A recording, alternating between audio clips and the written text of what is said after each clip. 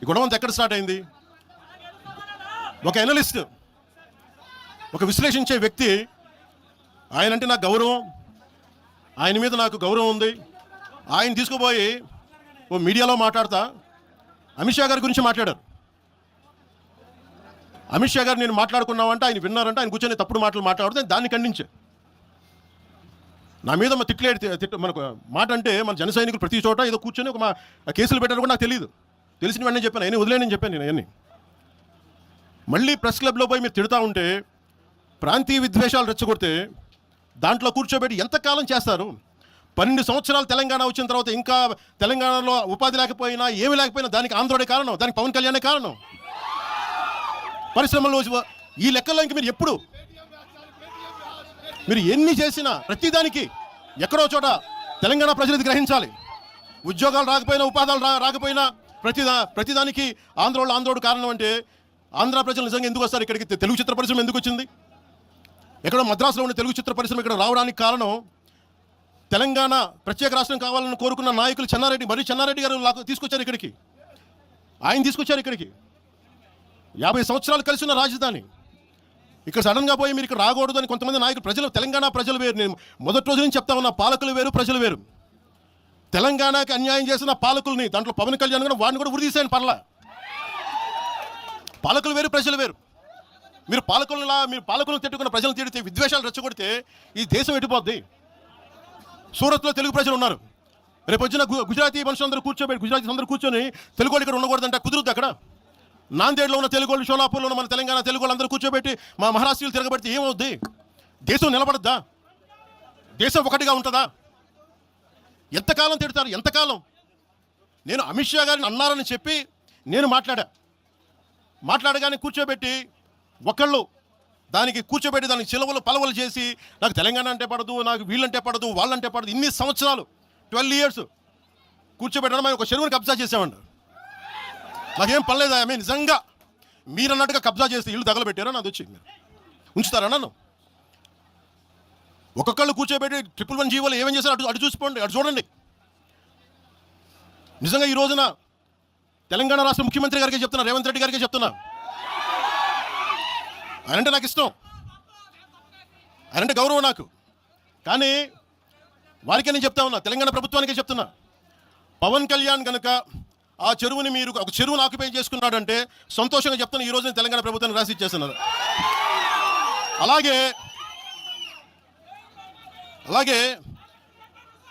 Left మేము వామపక్షవాదులు అని చెప్పి ఒక ఎనలిస్ట్ మాట్లాడతా, ఇది ఎలా ఉంటుందంటే, ప్రపంచ కార్మికులారా ఏకం కండి అని చెప్పే వామపక్ష భావజాలం ఈ రోజున ప్రాంతీయతకు వచ్చిన వామపక్ష భావజాలం చెప్పే వ్యక్తి అనలిస్ట్ ప్రకారం ప్రపంచ కార్మికులారా ఏకం కండి చెప్పే వామపక్ష భావజాలం ఈరోజు ఎక్కడికి వచ్చింది? ఆయన చెప్పిన విధానం ప్రకారం ప్రాంతీయతకు వచ్చింది. కమ్యూనిజం ఎందుకు చచ్చిపోయిందండి? ఇలాంటి వాటి వల్ల చచ్చిపోద్ది. ఈరోజు గద్దర్ గురించి మాట్లాడతారు. బండి కట్టి 16 బండ్లు కట్టి ఏ బండిలో పోతావు నిజాం సర్కారోడా అంటే అది ఈరోజు మాకు వచ్చిన ప్రేమ కాదు. మాకు అది నా చిన్నప్పుడు చెప్పాను అన్నమాట. తర్వాత ఫస్ట్ మీటింగ్లో చెప్పా, గద్దర్ గారు బతికున్నప్పుడు మీరందరూ ఏమయ్యారా? గద్దరన్న బతికున్నప్పుడు మీరందరూ ఎక్కడున్నారు? గద్దరన్న వెన్నులో బుల్లెట్లు దిగితే గద్దరన్న నా దగ్గరికి వచ్చాడు. ఒకటి అడిగాడు ఆఫీస్కి వచ్చి, మన జర్నలిస్ట్ కాలనీలో ఉన్న జనసేన ఆఫీస్కి వచ్చి, అరే తమ్మి నాకు బుల్లెట్లు దిగినీరా, నాకు వెనకాల నన్ను స్వేచ్ఛగా రే అని పిలుచుకునే అంత చనువు మా ఇద్దరి మధ్య, నాకు బుల్లెట్లు దిగినీరా ఈ వెన్నులో, నడవాలంటే ఇబ్బందిగా ఉందిరా, నాకు కార్లో పోవాలంటే ఆటోలో తిరగలేకపోతున్నా, ఒక అండంగా అడుగుతున్నా, హక్కుగా అడుగుతున్నా, బండి కొనివరా అంటే ఆయన ఒక 24 గంటలు 3 రోజుల్లోనో 2 రోజుల్లో బండి కొనిచ్చాను నేను ఆయనకి. ఇప్పుడు ఎందుకు చెప్తున్నానంటే, ఆ రోజు నేను చెప్పుండొచ్చు, నేను చెప్పట్లా. మీకేం తెలుసు గద్దర్ గారి గురించి? మీకేం తెలుసు? మీరేం మాట్లాడతారు గద్దర్ గారి గురించి? బతికున్నప్పుడు ఆయనకి ఏం చేశారు? మీరందరూ బతికున్నప్పుడు మీరేం చేశారు ఆయనకి? మీరు పర్మిషన్ ఇవి కూడా ఇవ్వాలా? మీరు ఒక్కళ్ళు మాట్లాడలా? ఏదైనా అవసరం వస్తే నాకు వచ్చి, నా కాడకు వచ్చి ఆయన గద్దరన్న ఏంటి ఏమనుకుంటున్నారు మీరు? నేను పాలిటిక్స్లోకి వచ్చాక తెలుసు అనుకుంటున్నారా గద్దరన్న? మీరందరూ చూసిన ఖుషీ సినిమా చూసిన తర్వాత చిరంజీవి గారు ఫోన్ చేశారు నాకు, అరే గద్దర్ గారు ఫోన్ చేస్తున్నారా నీకోసం, ఒకసారి నేను కలవాలంటాను. ఆయన ఒకటే మాట అన్నారు చూసి, అరే మా పోరలు చూపించండి రా బాబు నీ సినిమా పాట, దాంట్లో నువ్వు తాకట్లో భారతదేశాన్ని తాకట్లో పెట్టే విజువల్ పెట్టావంట, నువ్వు మాకు అర్థమవుతుందా, మా భావాలు అర్థం చేసుకునేవాడు అని చెప్పి. తరిమేల నాగిరెడ్డి గారి తాకట్లో భారతదేశాన్ని ఆ భావన నువ్వు పెట్టావంటే మాకు అర్థమవుతుందని నేను చెప్పాను. నాకు లెఫ్ట్ వింగో రైట్ వింగో తెలియదన్నా, నాది హ్యూమనిజం అవుతున్నా, మీకు తోసిన సంతోషం అన్నా అని చెప్పి. ఆ రోజు నుంచి ఆయన చనిపోయేదాకా ఆయన అంతిమ గడియల వరకు ఆయన హాస్పిటల్లో ఉంటే వెళ్ళి కూర్చొని అన్న మీకు ఏం కావాలో చెప్పండి, ఏం వద్దురా తమ్మి, తెలంగాణ యువత కానీ ఆంధ్ర యువత కానీ భారతదేశంలో యువతకి భవిష్యత్తు వాళ్ళదని చెప్పు. నేను ఆయన నాకు రాసిస్తే, ఆయన నాకు ఒక లెటర్ రాసిస్తే నేను అది కూడా బయట పెట్టలా. ఆయనే ఒక ఆడియో ఫైల్ చేసి, నేను దాన్ని కూడా కూర్చొని చెప్పలా, ఆడియో ఫైల్ చేసి ఆయన ఒక చిన్న ఛానల్కి రిలీజ్ చేసి అది బయటకు వచ్చింది. మీరు కూర్చోబెట్టి తెలంగాణ గురించి అని మాట్లాడతారు. నేను నిజంగా ఎంత కమిట్మెంట్ లేకపోతే కొండగొట్టు ఆంజనేయుడికి నేను 30 కోట్లు టీటీడీ నుంచి చెప్పిస్తాం. మేము ₹1 కోటి ఎందుకు మా కూర్చోబెట్టి తెలంగాణ ప్రభుత్వానికి ఇస్తాం? ఆపదలో ఉన్నప్పుడు, విపత్తుల్లో ఉన్నప్పుడు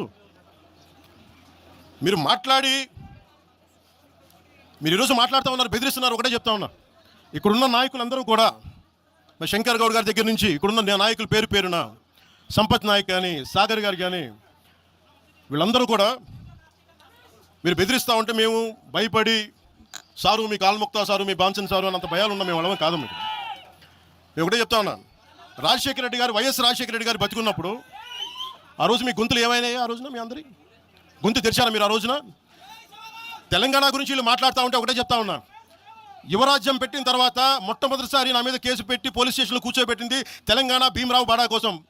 దానికోసం తెలంగాణ మీద మొదటి కేసు నాకు తెలంగాణలోనే పడింది.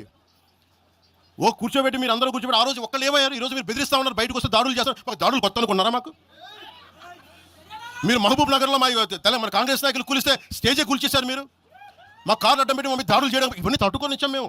ఖమ్మంలో మీరు దాడులు చేశారు ఆ టైంలో, అప్పుడున్న కాంగ్రెస్ ప్రభుత్వం. ఈరోజు మా కొత్త అనుకున్నారా ఇవన్నీ?